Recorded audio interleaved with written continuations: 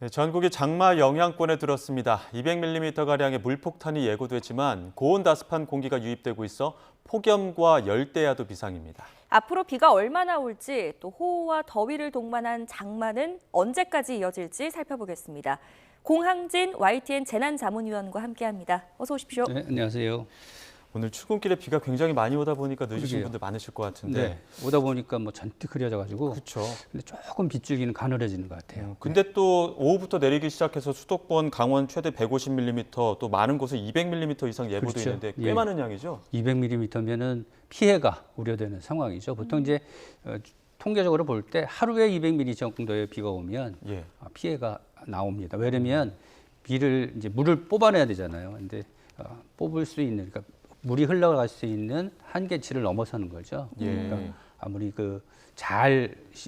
물을 잘 뽑는 시설들을 많이 만들어 놔도 비가 하루에 200mm가 넘으면 피해가 있을 수밖에 없는데 뭐 지금 현재는 비구름이 조금 소강 상태 들었지만 밤에는 비구름이 조금 압축되면서 다시 발달할 것으로 보여요. 그래서 내일 오전까지 전국적으로 많은 비가 예보되어 있는데 특히 가장 중심적으로 좀 위험하다 하는 곳은 충청과 전라북도 예. 이쪽입니다. 그래서 이들 지방은 50에서 150mm의 비가 오고 또 많은 곳은 200mm의 비가 오는데 특히 위험한 것은 시간당 50mm 이상의 아주 폭우가 쏟아질 가능성이 높거든요.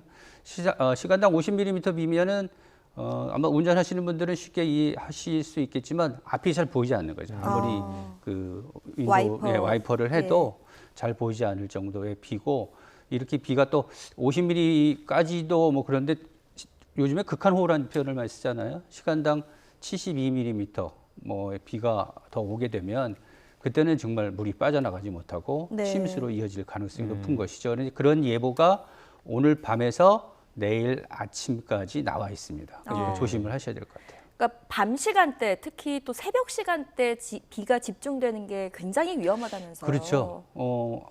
상식적으로 보시면 밤이니까 아무것도 딱 보이지가 않잖아요. 예. 그러니까 뭐 대피를 하기도 어렵고 비가 어느 정도 오는지 보기도 쉽지 않고 물론 요즘에 레이더나 뭐 위성 이런 원격 탐사 기기들이 있어서 깜깜해도 어느 정도의 비가 올 줄은 이제 미리 짐작을 할 수 있지만 그건 이제 지자체나 이렇게 뭐 장비를 갖춘 분들 얘기고 집에서 있는 분들은 그냥 TV나 라디오 이런 쪽에 이제 의존을 해야 되는데 그래서 밤이 위험한데 이 밤이 또 비가 내리는 메커니즘으로 보면 밤에 쏟아지면 조금 더 강하게 내릴 가능성이 있습니다. 낮에는 좀 방해하는 것들이 좀 생기는데 이것이 밤에 되면 공기가 좀 가라앉거든요. 그리고 특히 이제 이번 비가 위험하다고 생각하는 이유 중에 하나는 하층 제트라는 게 있어요. 그러니까 보통 우리 제트 그러면 꼭 상층에서만 왔다 갔다 하는 큰 바람으로 보지만 하층에도 아주 강한 기류가 들어오는 경우가 있습니다. 그래서 우리나라 호우의 한 90%가량이 이 하층 제트 때문에 발생을 하는데 한마디로 얘기하면 아주 강한 공기의 흐름이 우리나라로 이어진다.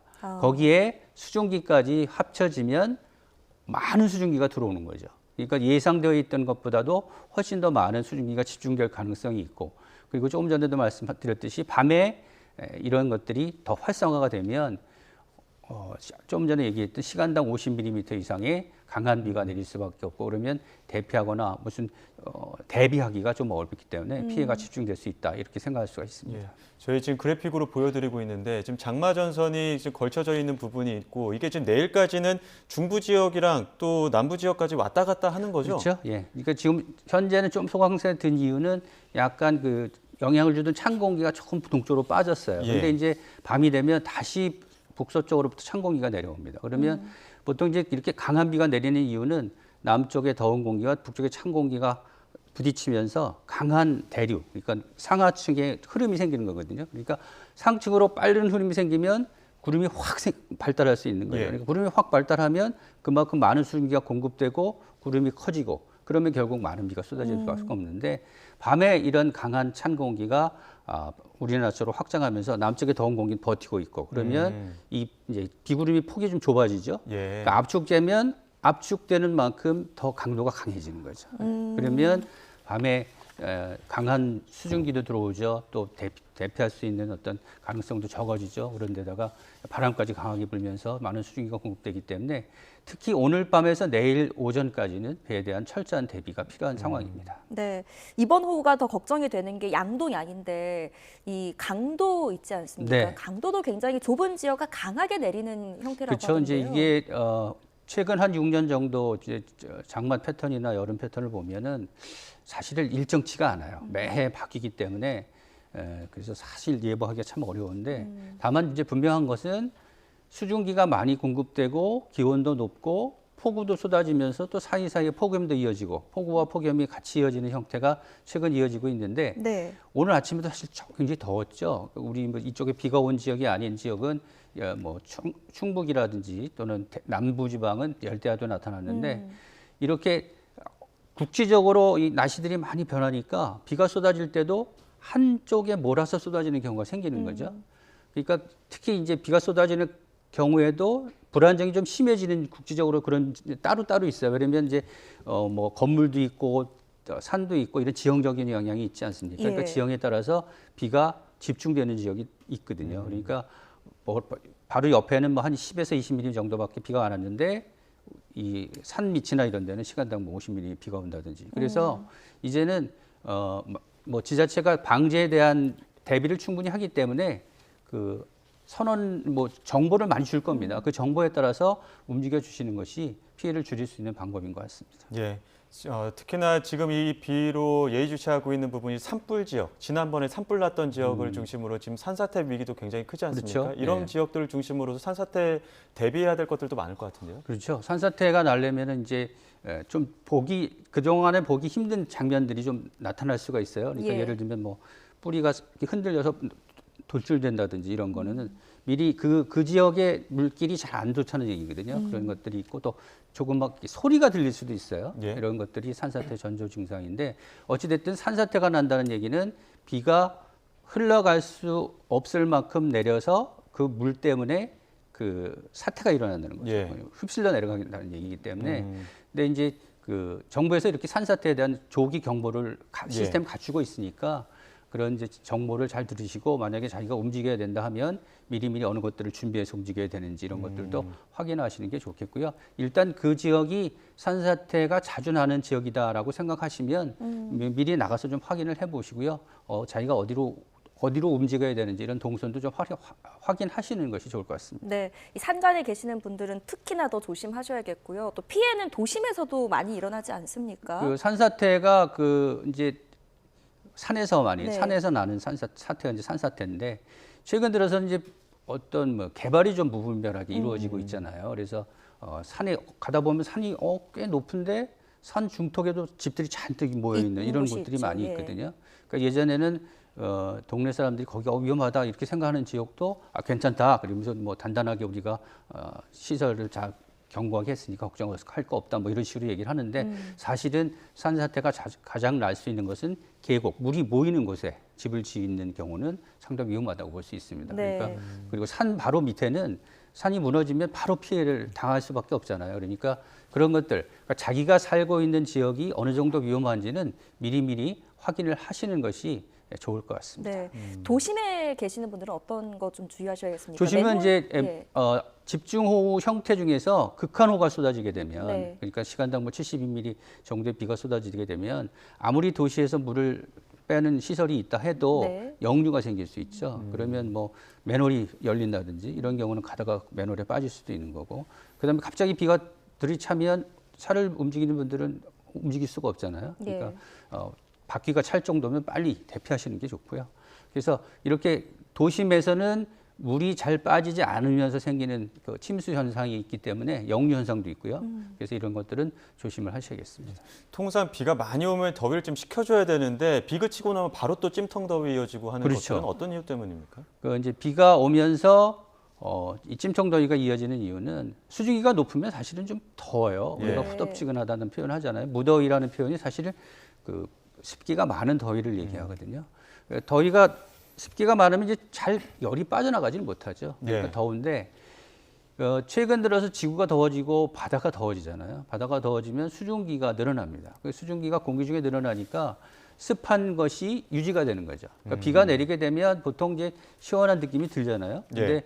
그럴 경우에는 비를 이제 공기가 식혀주기 때문에 공기를 비가시켜주기 때문인데 그런데도 완벽하게 식지가 않는 거죠. 왜냐면 아까도 얘기했듯이 비가 뭐 전체적으로 오는 경우라면 상관이 없지만 국지적으로 쏟아지면 비가 오는 곳, 안 오는 곳이 따로 있고 그래서 수증기는 잔뜩 머물러 있는 데다가 기온이 올라갈 수 있는 가능성이 있고 그러니까 폭염과 폭우가 이어질 수밖에 없는 것이죠. 네, 지금 계속해서 후텁지근한 날씨가 이어지고 있는데 저는 개인적으로 잘 때 너무 더워서 열대야가 계속 있었는 줄 알았거든요. 근데 보니까 서울은 올여름 첫 열대야 가능성이 있더라고요. 이 열대야 기준이 따로 있나 봐요. 열대야는 이제 최저 기온이 25도를 네. 넘을 경우.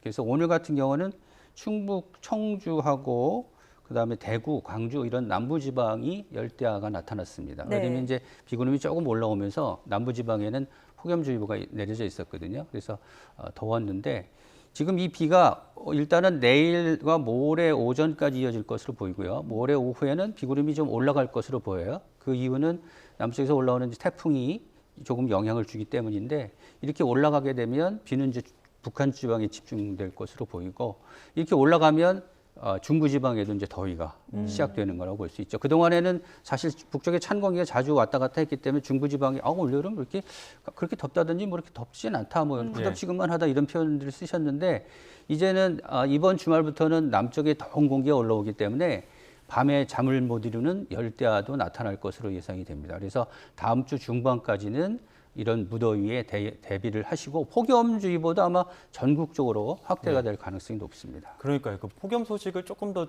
구체적으로 좀 짚어보겠습니다. 이제 당장 폭우가 쏟아지고 나서는 폭염 또 어떻게 버티나 이런 걱정하시는 분들 많은데 그렇죠. 한 10일, 그러니까 주말 지나고 나서부터 폭염이 계속 이어지는 겁니까? 한 사흘 정도 지금 예보는 나와 있고요. 그 다음에는 주 중반에는 이제 다음 주 중반에는 올라갔던 비구름이 잠시 내려와요.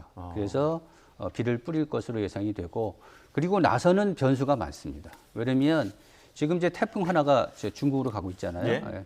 태풍이 중국으로 가는데 중국으로 가는 이유가 북태평양 고기압이라는 커다란 공기 덩어리가 이렇게 우리나라 쪽으로 확장을 해 있기 때문에 그래서 그 가장자리를 타고 가는 거거든요. 그래서 중국에 상륙해서 남긴 비구름이 뭐 북한에 영향을 줄 것으로 보이는데 문제는 이렇게 중국으로 밀어낸 북태평양 고기압이 우리나라에 이렇게 버틸 경우 우리나라에 버티다는 얘기는 결국은 더운 공기가 계속 영향을 준다는 거잖아요. 그러니까 다음 주 중반에 비가 조금 오고 난 뒤에 이 북태평양 고기압이라는 더운 공기들이 아주 빠져나가면 또다시 장맛비가 이어질 가능성이 높지만 그게 조금 늦어지면 다음 주 중반에 비가 오고 그 다음에 다시 또 무더위가 오고 이런 형태가 될 가능성이 높습니다. 그러니까 아마 7월 전반하고 7월 후반은 좀 달라질 것 같아요. 그러니까 7월 후반은 폭염 속에 폭우 뭐 이런 식으로 그렇게 생각을 하시는 것이 좋을 것 같습니다. 네, 태풍 이야기도 해볼까요? 지금 최대 또 변수로 꼽히고 있는 게 태풍 바비인데 일단 한반도에 직접 상륙하거나 관통할 가능성은 낮은 거죠? 그렇죠. 어제까지만 해도 강도 5, 그러니까 강도가 예전에는 뭐 매우 강한 태풍, 뭐 슈퍼 태풍 이런 식으로 불렀는데 작년부터 1, 2, 3, 4, 5의 강도로 나눴어요. 근데 강도 5면 가장 강한 태풍인데 현재는 강도 4로 조금은 약해졌습니다. 근데 강도 4라고 해도 초속 한 50m 안팎의 강한 바람이 부는 거거든요. 그 정도면 건물이 무너질 수도 있어요.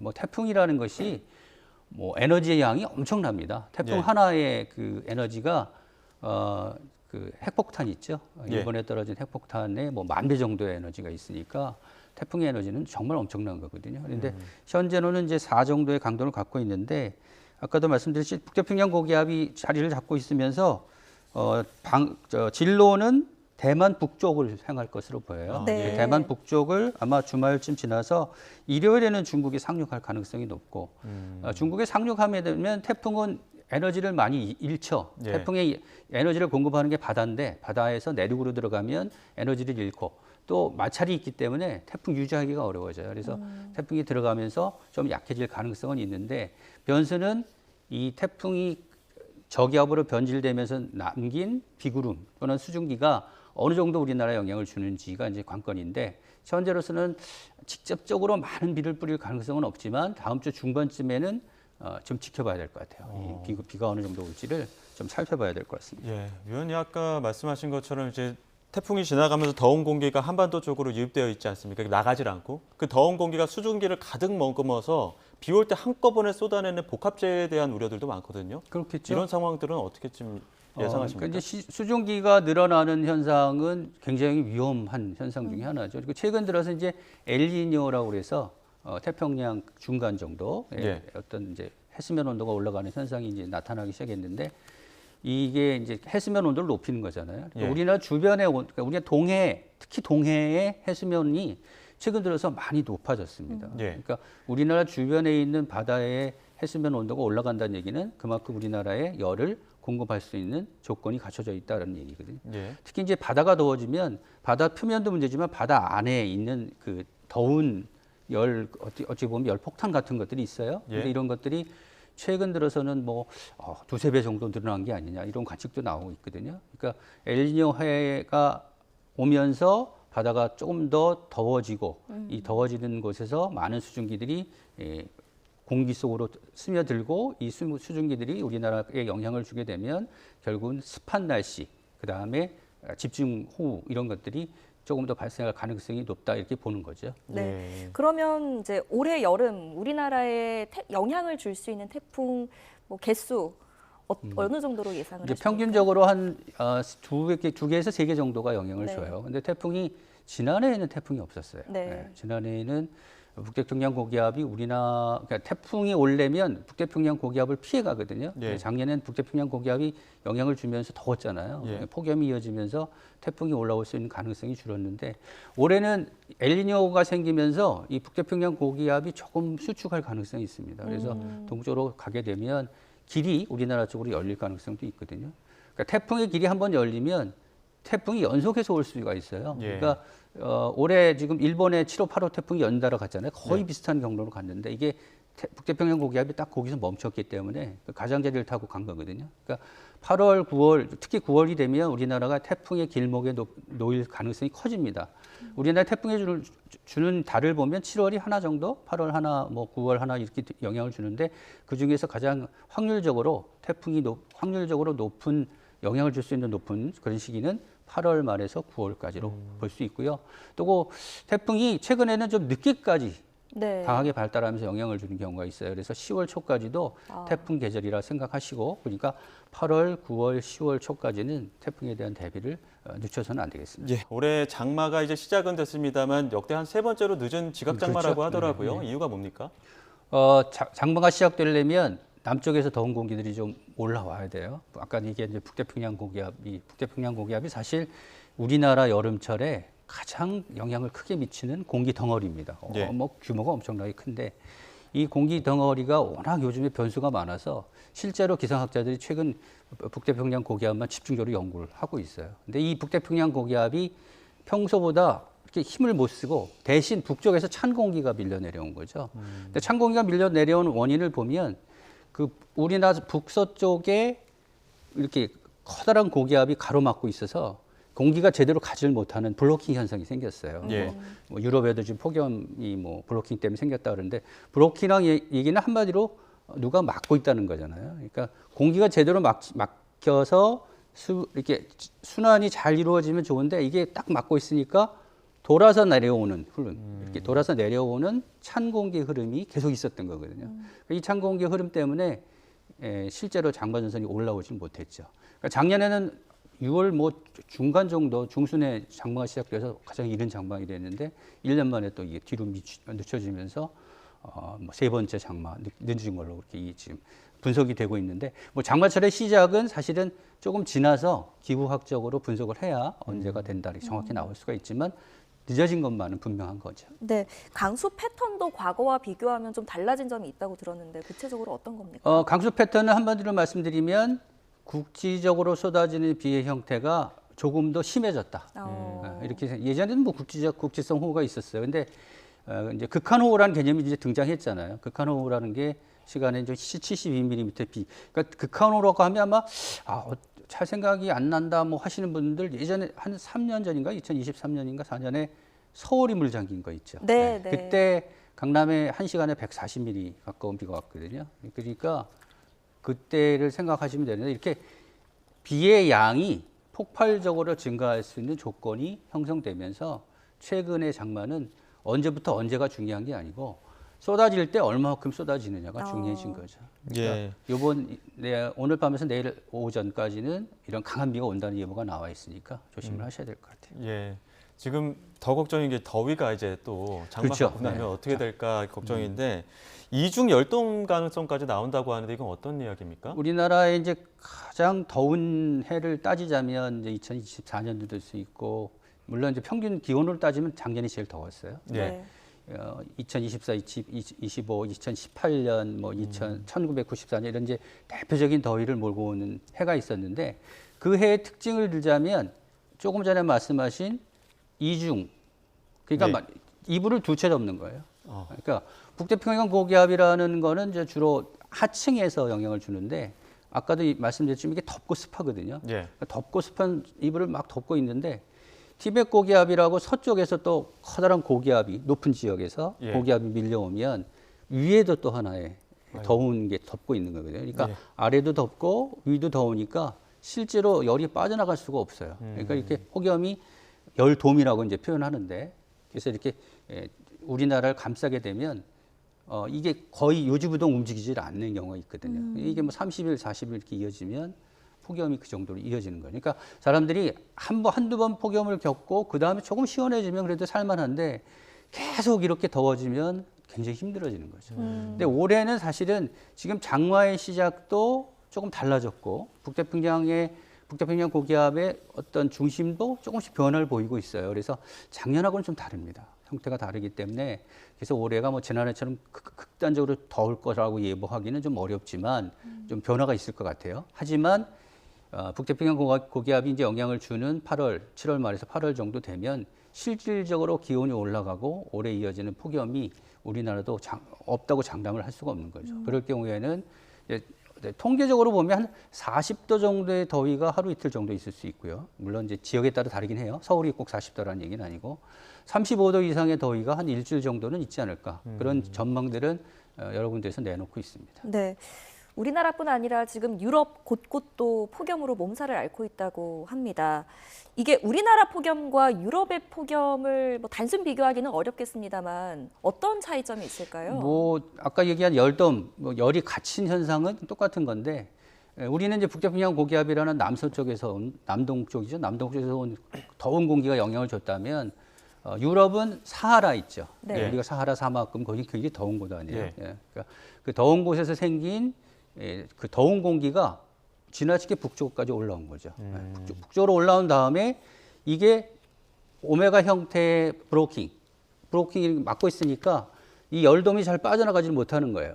그 열돔이 빠져나가지 못하니까 평소에는 뭐 25도 정도에 머물던 곳이 40도까지 기온이 치솟고 뭐 독일 같은 경우 45도를 넘은 것도 있다고 하는데 우리나라의 경우에 최고 기온이 40도 정도밖에 안 되거든요. 그러니까 대구에 독일에 45도의 기온이 왔다는 얘기는 그만큼 무시무시한 더위가 있었다는 얘기인데 다행히 열돔은 조금씩 움직여서 동유럽을 지나서 조금 약해지고는 있습니다. 하지만 올여름에 한 번 정도의 이런 열돔 현상이 유럽에 또 나타날 가능성이 있어서 유럽에서는 비상이 걸린 형태고요. 특히 유럽은 에어컨을 마음 놓고 사용을 못하는 나라가 많잖아요. 그래서 에어컨 때문에 상당히 뭐 정치적으로도 충돌이 있고 좀 복잡한 상황이 있는 것으로 알고 있습니다. 네, 그러니까 방금 말씀하신 게 이제 우리나라 같은 경우는 에어컨 보급률이 또 비교적 괜찮은 편이기 때문에 걱정이 좀 덜한데 유럽 같은 경우는 에어컨 보급률이 현저히 낮지 않습니까? 온열 질환자에 대한 그 걱정도 더 클 것 같은데요. 그럼요. 그 지난번 폭염 때 초과 사망자라는 게 이제 평소에 사망했던 분들보다 조금의 원인이 더해져서 추가로 사망한 분들을 이제 평가하는 거거든요. 근데 초과 사망자가 1,000명 이상 늘었다는 표현이 이제 보도가 있었잖아요. 그러니까 사실은 생명을 위협할 수 있을 정도의 위험한 현상입니다. 폭염이라는 것이 40도 넘으면요. 우리가 이제 체온 유지가 안 되잖아요. 그러니까 뭐 열적으로 우리 몸이 견디기 힘든 상태가 되는 거죠. 근데 이제 우리 이제 동남아 특히 이게 동남아나 아니면 항상 더위에 시달리는 곳은 이제 도시가 늦게 개발된 도시, 그러니까 최근에 생긴 도시들은 에어컨을 많이 설치를 해서 그런 것들을 제어해 나가는데 유럽은 오래된 도시가 많잖아요. 오래된 도시가 많기 때문에 아마 에어컨을 설치하는 그런 기준이라든지 이런 것도 좀 까다롭고 그래서 실질적으로 에어컨을 잘 사용하지 않는 지역이 있고 또 이 유럽은 조금 뭐랄까 지구 온난화에 대해서 강력한 정책들을 많이 갖고 있습니다. 예. 그래서 에어컨을 많이 쓰게 되면 이산화탄소가 많이 배출이 돼서 결국은 다른 우리 지구의 미래에 영향을 주니까 막아야 된다. 이런 어떤 공감대가 형성이 되어 있었던 거거든요. 근데 최근에는 이런 공감대마저도 이런 식으로 생각을 하는 거죠. 왜냐하면 당장 옆에서 특히 나이가 드신 분들은 더 취약하잖아요. 그렇죠. 그러니까 이제 생명을 위협할 정도의 폭염이라면 대책이 필요한데 어떤 대책이 필요할까? 그게 이제 에어컨도 하나의 대책이기 때문에 거기에 대해서 이제 사람들이 생각하게 되고 기존에 있는 사람들하고 충돌도 빚게 되고 사회적인 혼란도 있게 되고 이제 이렇게 된 거죠. 예, 알겠습니다. 여기까지 듣겠습니다. 지금까지 공항진 YTN 재난자문위원과 함께했습니다. 고맙습니다.